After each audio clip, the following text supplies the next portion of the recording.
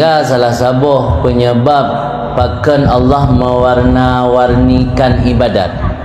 Dalam hikam nak jelaskan, salah satu Allah gepu warna-warni. Warna-warni maksudnya le corak beribadat kepada Allah kan satu corak. Karena Allah tahu manusia memiliki sifat bosan. Allah hanya mungkin hang depu karakter penijid. Tanya ke penijid Allah makhluk. Pasti Allah tahu karakter makhluk Allah. Ini ibarat HP merek Samsung. Dia pegang bak Xiaomi ada payah puas bak dia alir Samsung dia kabrak lelah bengkel roi. Menansyid Allah pasti tahu kondisi makhluk. Karena Allah tahu manusia memiliki sifat bosan. Kita yang ibadat model-model set bosan. Apa nak gebi hawa nafsu. Maka Allah gepe talawunnya gepe warna-warni. Piye bu? Ya maaf.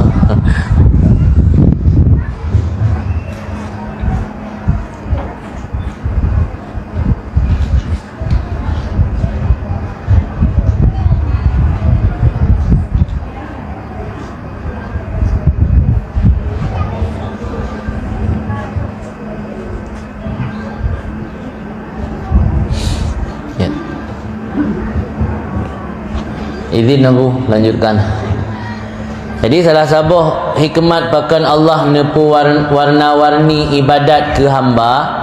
Benar nalun cerita punya ibadat para malaikat sama hana yang beda-beda. Naik malaikat sujud tebi-tebi, naik rukuk tebi-tebi.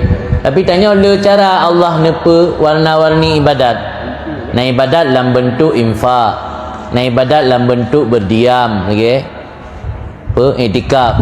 Naik ibadat dalam bentuk lagi silaturahim atau tajak wajib. Jadi le model ibadat. Jadi salah satu hikmat di karena Allah nedepu bahawa manusianya nak memiliki sifat bosan lagi-lagi set.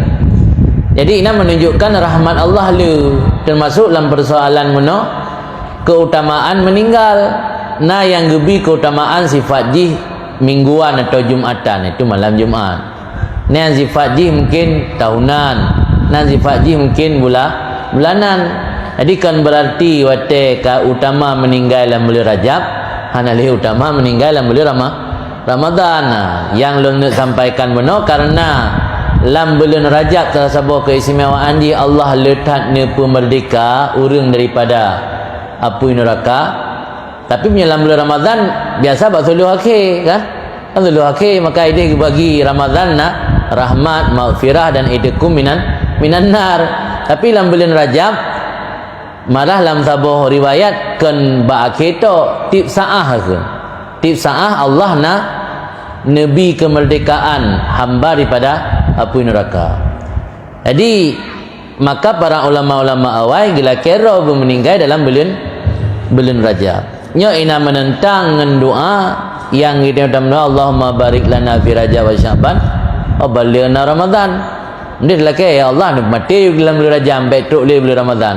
Tapi ini dalam doa wa ballighna Ramadan. Jadi karena kematiannya hanya suatu pajan wate kematian, maka dalam doa-doanya bisa saja menurut Allah terbaik yang meninggal dalam bulan Rajab berupa meninggal dalam bulan Rajab. Hana meninggal dalam bulan Rajab aku betul ke bulan Ramadan. Makna betul bulan Ramadan kan bermati dalam bulan Ramadan, bergebi kesempatan untuk tanya bisa ada song-song bulan Ramadan tu dapat banyak amal dalam bulan Ramadan. Rasanya hana bertentangan.